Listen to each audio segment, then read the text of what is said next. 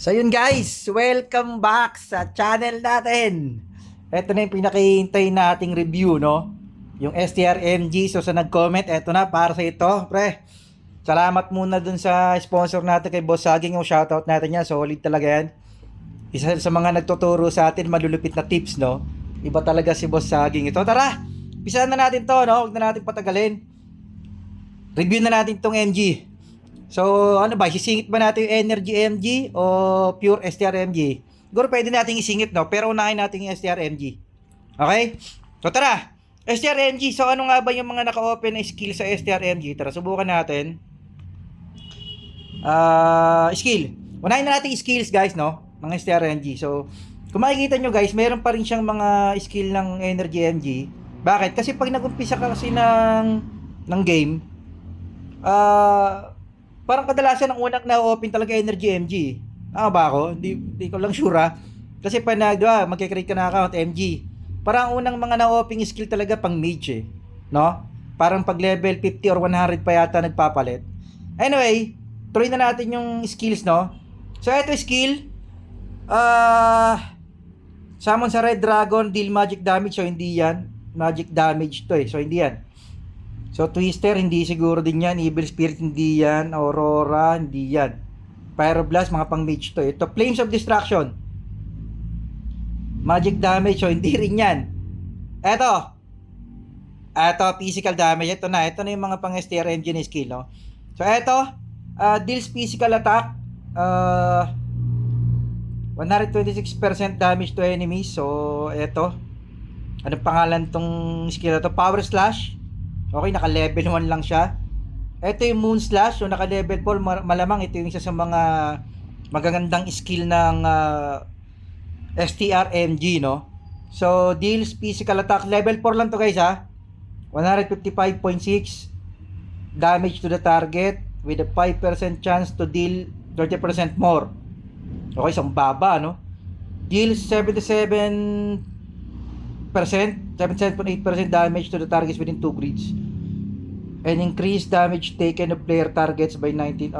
Okay, so parang ang ano pala ng skill na to, pag na-skillan mo siya nito, lalambot siya, parang ganon, no? Kasi parang mag-i-increase yung damage mo sa kanya. Hindi siya lalambot, kumbaga tataas lang yung damage mo sa kanya. So parang ganon, hindi siya lalambot. Mali yung term na lalambot. Mag-e-enhance lang yung attack mo sa kanya pag ikaw ang papalo. So, pag ibang pumapalo sa kanya, hindi siya lalambot. Tama, ganon. Okay, so next skill niya, ano ba to? Flaming Sword. Deals physical attack, 170% to targets within 5 grids. Player targets take current HP, blah blah blah. Tinamad eh, no? Player targets the current HP, 14.87 more damage, and monsters targets take physical attack 160%. Ano ba pagkakaintindi ko nito? Physical damage 170 within 5 grids ahead. Okay, so parang splash damage pala to. Players take player targets take current 14.87 more damage. Player targets the current HP. Okay? 14.87 more damage. So, may additional damage. Player targets takes current HP. 14.87 more damage. So, actually, hindi ko siya maintindihan, no? Kung ano ibig niya sabihin.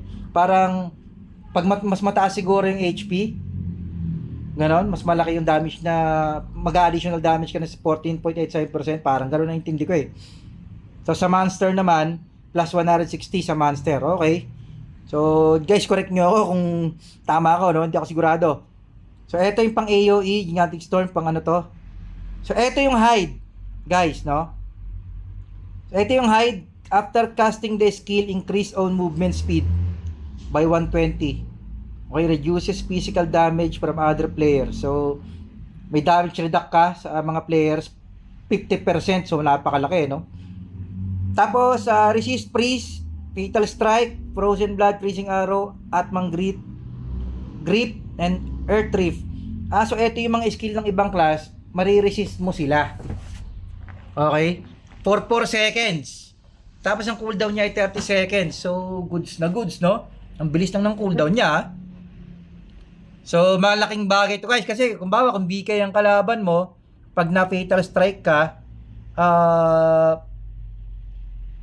50% lang yung tatama sa'yo na damage kapag na ginamit mo yung skill na to. After using the skill, ayun, after casting the skill. Okay, so, ganun yung mangyayari. Kung tama yung pagkakaintindi ko, ha. Okay. So, yun yung mga skills, guys. Puntahan natin yung master talent ng MT, no? Kasi, dito talaga makikita yung ibang skill, eh. Okay, umpisahan natin sa class talent. Okay, sa class talent, so normally, ganito talaga yung mga attack, yung mga attack class. So, yung hit up, lagi yan. Yung max attack, lagi rin. Yung min, okay, lagi rin yan. Stir up, ganun talaga combo. Ngayon, ito yung skill na wala. Ay, ito yung skill na binibigay ng master talent. Ibig sabihin na wala sa normal skill, okay? So, ito. Fire Blood. Okay, deals 180% damage to the target within range. Okay? And reduces their depth by 10%. So, ito yung pampalambot. Okay, so kung halimbawa ang depth ng kalaban nyo tulad yan, 3k yung depth, so less 10%, so mababawasan ng 300 to 27 na lang. No? Meanwhile, ito may meanwhile pa. Inflicts burn, so okay, ito parang may damage over time. On the target for 5 seconds lang, dealing 54%. So masakit. Kung halimbawa kung 10k pa lang attack mo, di mabe-burn siya ng 5k for 5 seconds. Masakit, ha? Kung 10k damage mo, di 5k, 25k mabe-burn sa kanya. Tapos ang CD niya 30 seconds lang. Masakit.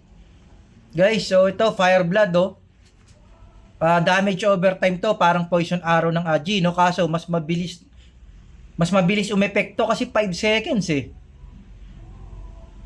Ayun, no? Per second siya, guys, 54%. So kung gano'n nga, kung 10k ang damage nyo, di halos 5,400 per seconds times 5, no? So parang 20 ilan? 27.5k damage niya sa 5 seconds. Tapos ang bilis ng cooldown niya, guys, 30 seconds lang, oh. So makating na, ano. Guys, kung ganito kabilis yung Makate. So ang nagiging problema kadalasan, guys, ang tinatanong ko, no, pag STR, ang nagiging problema daw kasi ng STRMG, malambot. So anong gagawin mo pag STRMG ka? Anong pwede mong gawin para medyo mapakunat yung karakter mo? Siyempre, magpo-focus ka ngayon, guys, sa mga depth items, no? Yan ang gaya mo, bawa, hindi pwede sa flow rate kasi kailangan ng flow rate mo attack, eh. Kasi parang assassin to, eh. Kung di fire, dapat ice. So, saka magpo-focus sa mga depth item, yung mga gears, no? Yung mga gears, i-ups mo yung mga gears mo ng depth gears, ganyan. Sa cards. Tapos, sa mga runes siguro, no? Yung mga incoming damage na ganyan, yun ang pwede mong i-focus. Total, puro attack yung niya, eh. Puro attack build ang nitong STRMG. Okay. So, move tayo sa next skill. Pangalawa. Okay, ito, Frozen Blood. Deals attack 180. So 180 rin ba yung kanina? So pareho lang. 180 damage sa target within range and reduces their movement speed naman. Kung eto i-burn ka, ida-damage overtime ka, eto namang pangalawa, pababagaling ka. Ayan, no? By 40%. So malaking bagay, may slow ka, no? And attack speed by 5%. So magi-slow ka na, babagal pa yung attack speed mo. So goods, no? Goods na goods pala ang nito. May slow ka, tapos babagal yung attack speed ng kinakalaban mo. Hindi ikaw, yung ina-attack mo. Tapos 180 damage, no? So goods. Goods din yung pangalawang skill, no? Okay, so ito naman yung pang last na skill. Hindi, tingnan natin itong mga... So ito yung mga upgrade skill, no? Yung Moon Slash, AOE attack upgrade. Ano to? Each 100 points of STR increase damage of AOE attack. Okay. So lahat ng AOE attack mo magi-increase. So goods na goods pala to, Eto, Flaming Sword, each 100 points of STR increase damage of Flaming Sword by, okay. So, ganun din siya guys, ka-typical, no? Kagaya ng mga ibang class na na-review natin, yung BK tsaka AGL, ini-increase niya lang yung mga skill niya, pero dito, ito, iba. AOE attack upgrade, ibig sabihin, yung AOE skills niya, lahat ng AOE skills niya is mag-upgrade per points ng STR, per 100 points ng STR. So, gano'n, no? Okay. So, ito yung pinaka-last skill niya, Atmang Grip. Ito, pulls target within 5 grids to the center. Okay, so ito yung nakikita natin na pambatak ng STRMG, no? Ito yung parang pull. Ay, parang hatak nga, no? Parang hatak ni Pudge, no? At saka ni Franco. Okay, yan. Dealing physical attack 100%.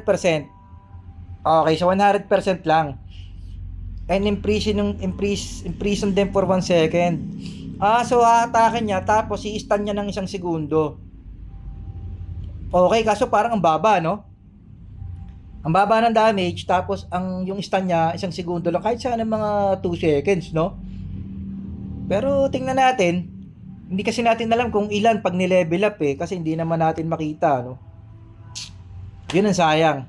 So hindi natin alam. Ito kasi guys, level 1 hindi naman natin makikita kasi low level STRMG to So siguro kung mas mataas yung seconds, mas maganda. Pero yung cooldown niya guys, 35 seconds lang, ang baba. So malamang pag in-upgrade mo pa tong skill na to, mas bababa yung cooldown or mas tataas yung damage or mas tatagal yung duration ng pagkaka-stun. Ganun siguro, no? Anyway, so yun yung mga class talent niya, no? O tara, pag-usapan naman natin yung skill talent. Kasi in general naman guys, halos pareho to Sa level 500 pa kasi ito ma-open. Pero in general naman guys, halos pare-pareho, no? Okay, skill talent tayo guys. Ito na yung pinakamagandang part ng review na to, no? Unahin natin yung Frozen Blood. Okay? So sa T1, so aakyat yung damage niya. Okay, so yung Frozen Blood guys, ito yan yung pangalawang skill sa MT, no? So ito yung in-upgrade niya, hindi yung Fire Blood. Ay, hindi pa natin na-review lahat. Tama, yun nga. Ang in-upgrade niya is Frozen Blood. Okay, tara. So lalakas yung damage niya, magiging kung 22% yan, magiging 200% na lahat, no? Okay? Pag na-max yung T1, yung T2 niya, level 5 na natin diretso. Frozen Blood has a 2.5% chance to freeze enemy players. Okay, piprease niya. Kaso ang baba, guys, no? 2.5% lang yung chance to freeze. Ang parang baba. Teka, tingnan nga natin yung ulit yung ano niya. Movement speed. Siya pinapabagal kanya, tsaka attack speed. No, guys, ang baba, no? Level 5 niya, 2.5% lang yung chance. Sana kahit mga 10%. Kasi yung sa BK, medyo mataas ang percentage nun 4% kayo sa BK pag yung sword play, no? So guys, mababa, no? Tatingin nyo. Para sa akin, parang ang baba ng 2.5% na chance, no? Parang sa 100 palo mo, no? 2 beses lang siya pwedeng, parang ganun Kasi 2.5% Kumbaga sa 100 beses kang papalo, ay sa 100 beses kang gagamit ng skill, 2.5% lang yung chance. Parang gano'n, no? Para sa akin guys, mababa. Ewan ko lang sa iba. Or hindi siya magandang i-max kagad. Anyway, tingnan natin. T3. Tara! T3, sa level 5 kagad tayo. Frozen Blood's freezing effect now last 1 more second. So, ito yung mangyayari. Pag T3, madadagdagan nga yung duration ng freeze effect. So, kung dito,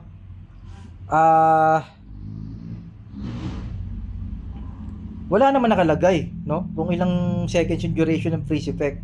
So malamang kung finish niya siya, 1 second yan, tapos pag na-max to, 1 more second, so 2 seconds. So kung 2 seconds sa freeze effect, yun nga, okay siya, good siya. No? Kasi kung itong T3, madadagdagan ng 1 more second, kasi malamang hindi kasi binanggit dito kung ilang seconds yung freeze Okay, nakalagay lang yung chance Pero malamang 1 segundo lang to pag pinrease. Pero hindi natin sure, hindi siya detailed, no? So, hindi pala detailed masyado yung skill talent ng STRMG. So, kaya pala wala masyadong, alam mo yon Kaya pala wala masyadong gumagamit. Kasi maraming negative feedback ng STRMG, guys, Unang-una, hindi mo daw siya pwedeng gamitin sa low level kasi ganun nga, malambot. Tapos hindi pa siguro naka-level up yung mga skill talent mo. So kung babasahin nyo tong unang skill talent niya na Frozen Blood, mababa, no? Para sa akin, ang baba ng rate niya. Yung damage, okay. Dapat nga 25% to eh. Pero ito guys, yung chance, grabe baba nito. 2.5%. Halos parang hindi magti-trigger tong freeze. Kasi yung Swords Play, alam ko, sa BK, 4%. Plus pa yung mga ano, yung mga in-enhance yun sa skill talent eh. So yun, para sa akin guys, mababa, no? Sa review natin na to, itong skill talent ng MG, dapat siguro to enhance. Para sa akin lang, masyado siyang mababa. Kasi skill talent guys, ito yung parang A-game ng ano eh, ng class eh. Di ba? Napakahirap nito buksan, tapos ganun lang yung ibibigay niya sa'yo. So para sa akin, ang baba, no? Anyway, move tayo sa second skill. So ito yung Frozen Blood. Second skill, Atman Grip. No, ito yung third skill sa class talent. Ito yan. So, ayun nga, hatakin niya, tapos i-stunin niya. Okay? Pero hindi, ito guys baka maguluhan kayo, no? Ang nakalagay dito, imprison to guys, so hindi to freeze. Iba yung imprison sa freeze eh. Baka isipin nyo na pag inatmang grip nyo, mapiprease. Baka hindi. Anyway, hindi ko pa naman nasusubukan. Pero iba kasi yung definition dito. Oh, imprison them. Ito naman, freeze. So, di ba? Magkaiba siya. So, malamang hindi siya effective doon. Okay? So, anong mangyayari sa atmang grip? So, ayun, nilevel up niya rin yung damage. Plus 22%, 0.5, no? Okay, di tayo sa atmang grip inflicts weaken. Ito yung weaken. So, level 5. Players hit by atman grip deal 5% less damage for 4 seconds. Paano ba? Players hit by atman grip deal less 5. So mababawasan yung attack nila, kumbaga. Tama ba ako ng pagkakaintindi? Players hit by atman grip deal 5% less damage. So ganun ng parang ganun, it's either mababawasan yung attack nila ng 5% or mababawasan yung damage na makukuha nila ng 5%. So hindi naman siguro mababawasan yung damage na makukuha nila. Dapat nga madagdagan yung damage nila eh. Kasi skill mo yun eh. So tingin ko ang sinasabi niya na kapag hinatak kita ng atmang grip, yung damage mo, yung attack mo, okay, mababawasan ng 5%. So parang ganun yung pagkakaintindi ko. Tama? Players hit by atman grip deal 5% less damage. So actually hindi siya clear, no? Parang hindi tuloy ako ngayon sure kung ganon. Kasi ang hindi siya detailed eh, no? Players hit by atmang grip deal 5% less damage. So ang pagkakaintindi ko, na kapag kunyari kalaban ko BK, ginamitan kita ng atmang grip, yung BK mababawasan ng 5% yung damage niya. If you think tama yung pagkakaintindi ko or pag hinit kita, pag ginamitan kita ng atmang grip, kalabang kita, mababawasan ng 5% ng damage ko sa'yo. So pangit naman lalo yun, di ba? Kasi 5% less damage for 5 seconds eh. Mas okay kung yung kalaban mo mababawasan ng 5% yung damage attack niya for 4 seconds, kesa naman na ako na mismo yung nag-atmang grip, ako pa yung mababawasan ng 5% damage na ipapalo ko sa'yo. Parang pangit lalo yun, no? So ano sa tingin nyo guys? Comment nyo lalo sa mga STRMG kung meron sa inyo makanood, no? So medyo magulo, no? Tricky yung skill talent ng STRMG, no? Anyway, tara, isa pa. Ito yung T3. So level 5 na agad tayo. Okay, players hit by atmang grip lose 5% attack speed. So yun nga, ito clear to. Na kapag yung player daw ba, yung BK kalaban natin, yung BK mababawasan siya ng attack speed ng 5%. So ganun yung mangyayari sa kanya, no? Guys, parang hindi parang hindi satisfying yung skill talent ng STRMG, no? Ewan ko parang nadidisappoint ako sa nababasa ko eh. Ganun lang, mababawasan lang ng 5% yung attack speed ng mahahatak mo. parang para sa akin, ang mas maganda sigurong nilagay nila sa Atmang Grip, yung pampalambot ng kalaban. Kasi parang hook to guys eh. Kumbaga Atmang Grip parang hook eh. Alam mo yun? Na ilalapit mo yung kalaban, lalo na pag range. Di ba? Tapos ang ibabawas mo lang is attack speed. Di ba? Parang mas maganda sana kapag hinatak mo yung kalaban mo, lalambot. No? Ano sa tingin nyo guys? Parang basher ako ng STRMG, no? Parang lumalabas na basher ako ng STRMG, ah. Pero kasi isa nababasa ko ngayon, guys, parang ganun eh. Parang hindi satisfying. Guys, katandaan nyo, skill talent. Ito yung isa sa mga secret weapon ng mga class eh. No? Kaya nga mahirap to i-level up kasi pag na-level up mo to, pang-upgrade ng ano mo to eh, ng class mo to eh. Pero parang sa nakikita ko na binigay nila sa STRMG, parang ang bababa naman ng binigay nilang ano, parang ang bababa naman ng binigay nilang enhancement. Di ba? Ewan ko ha. Parang hindi ako satisfied sa ano yun, sa talent niya. Anyway, tuloy natin sa eto. Shadow Raid. So guys, yung Shadow Raid wala siya sa class talent, no? Isa siya sa mga normal skill ng STRMG. Ito yung hide, no? Yung hide kayo. So, ayan nga, after casting skill, increase move speed. So, gamitin natin guys para makita nyo. Tara. Labas tayo rito. Para makita nyo, no? Alam ko kasi ito yung hide eh. Okay, tara, subukan natin. Hindi pala siya hindi pa siya nag-hide. Hindi lang sa character natin. Kita siya eh. Akala ko kasi hide to. Mali tayo ng tama ba? Tingnan.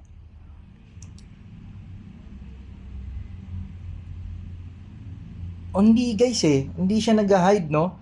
Akala ko may hide tong STRMG, no? So hindi siya nag-hide. Tingnan natin ha. Diba, pinapalo tayo ng mga So hindi guys eh.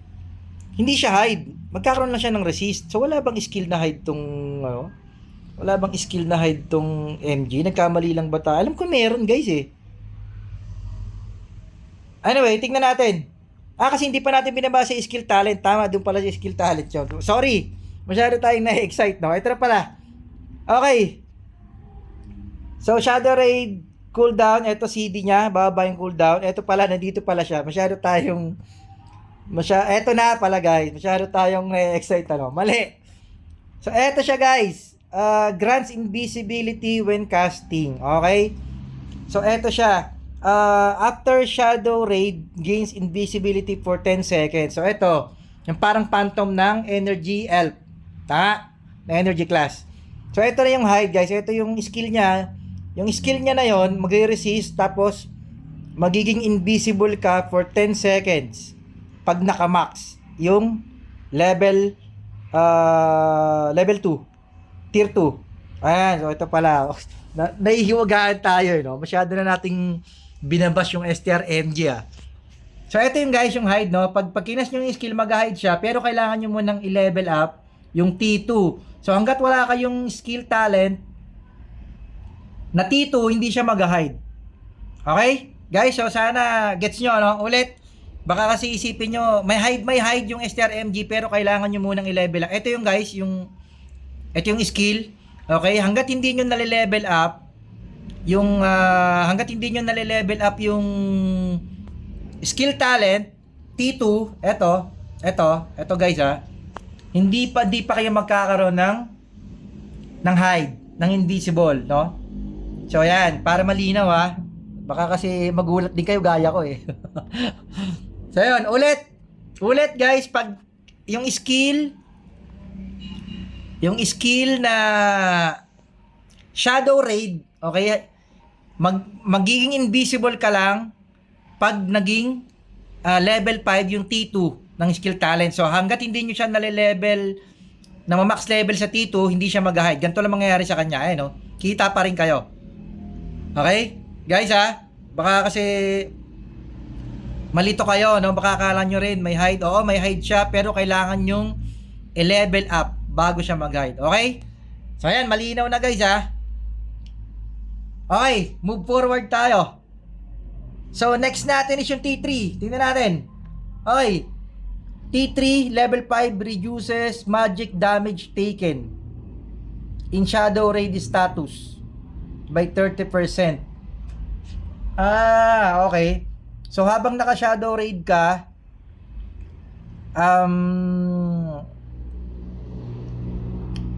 damage reduct pero magic lang. Okay? Di pa ni lahat, no? 'Di ba? Dapat magic and attack damage siya na ano. Niles nila. So, guys, yung titingnan natin guys yung skill talent, no? Kayo, para sa inyo ba? Sana comment kayo, no? Parang hindi satisfying, no? Para sa akin.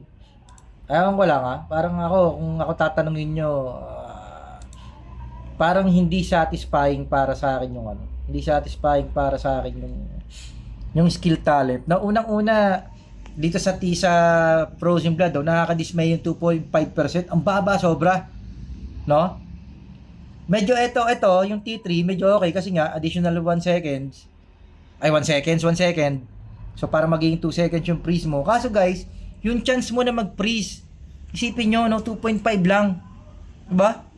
So, napaka-rare na makaka-freeze kayo. Hindi kagaya ng BK na ang laki ng chance, no? Tapos yung Atmang Grip naman, isipin mo, level 3, T3, ang gagawin niya lang dun sa hatakin niya, babawasan niya lang ng attack speed. Diba? Guys, paano yung matataas talaga yung attack speed? Yung mga 270, 300 yung attack speed, di parang wala rin kwenta, no? Kung pinalambot niya para sana mas okay pa kung binawasan yung depth, no? Akin na, suggestion ko lang, kung ako tatanungin, kung i-Atmang Grip kita, mas gusto ko pa na bawasan yung depth mo kaysa attack speed mo kasi, di ba, pag binawasan mo yung depth tapos papaluin mo ng papaluin, mas maganda. So guys, disappointed, no? Ako, para sa akin, disappointed ako sa STRNG. Okay?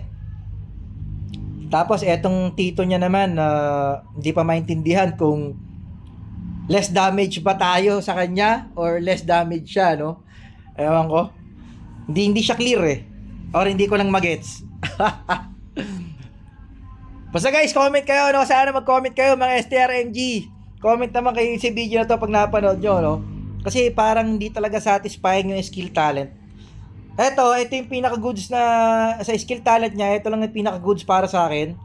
Kagaya lang naman din to ng Phantom ng Energy Elf, no? Na magi-invisible ka for 10 seconds.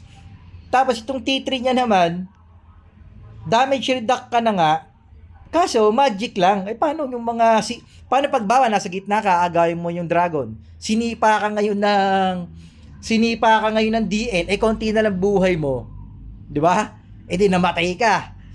Okay, kung naka-less damage din sana yung physical, mas okay. Nag-guess nyo ba guys? Kasi yung magic damage, paano ka tatamaan ng magic damage? Napaka-rare, no? Pero na lang kung tumatakbo ka tapos meron kang katabi na tinitira ng wizard siguro, tinira ng AoE, nadamay ka, 'di ba? Hindi katulad pag STR, kadalasan ano ba silbi ng hide minsan ginagawa ng hide? Ginagamit nila yung hide pangkuha ng dragon eh. Sa mid, 'di ba? At saka pangkuha ng plug dun sa 5v5. Ngayon, kung assassin type ka na STRMG, parang assassin type ka, dahil burst damage ang habon mo, makill mo kaagad yung mga malalambot. Sana ang mga skill mo support sa pampalambot, no? Pampalambot ng it's either pampa-enhance ng attack mo or pampalambot ng papaluin mo na kalaban, 'di ba? So parang kaya siguro pala napaka-konti ng gumagamit ng STRMG. Guys, kung babasahin nyo kasi yung skill talent, hindi siya parang hindi satisfying, parang hindi worth it yung pag-level mo ng skill talent eh. Di ba? Parang kahit dito lang i-level mo, invisibility parang goods na eh. Mas okay sana lahat ng pampalambot sana sa kalaban, no? Lahat ng pampalambot o lahat ng pampalakas ng damage mo, sana ganun yung skill talent. So anyway, kayo na humusga, no? Mag-comment sana kayo. Bigay kayo ng mga comment nyo dito sa sa review natin ng STRMG, pero para sa akin guys, hindi siya satisfying, no? Basher tayo ng STRMG, so siguro pwede natin ipaabot sa MU Monarch Dev, no? Na bakit ganun ang tanong natin sa kanila, no? Sa VIP customer support, kasi nakakapag-message naman tayo sa kanila. Itanong natin kung bakit ganun, no? Masyado nilang parang pinahina nila masyado yung STRMG para sa akin, no? Ewan ko lang, ha, pero para sa akin hindi siya satisfying. Kung isipin mo, napakalaki ng uubusin mong MUC o Diaz para i-upgrade yung skill talent, tapos ganung mga skill lang ang makukuha mo. So para sa akin hindi siya satisfying. Anyway, ito yung pinakihintay nating STRMG na review, no? Pero parang bigo tayo. Parang hindi tayo satisfied. Hindi ako satisfied sa mga nabasa natin sa skill niya. So kayo na amusga, comment kayo guys. Pag-usapan natin. Susunod siguro reviewin naman natin yung energy niya, no? So total meron tayong character na i-review. So i-review natin yung yung energy niya susunod. Okay? So yun lang guys, yun yung review natin ng STRMG. Sana may napulot kayo at meron kayong mga comment kung anong suggestion nyo regarding dito sa discussion natin. So antayin ko yung mga comment nyo guys, no? Zay Gabelto, S527 AGL. Out tayo. Yun yung review natin for STRMG. Out, out, out!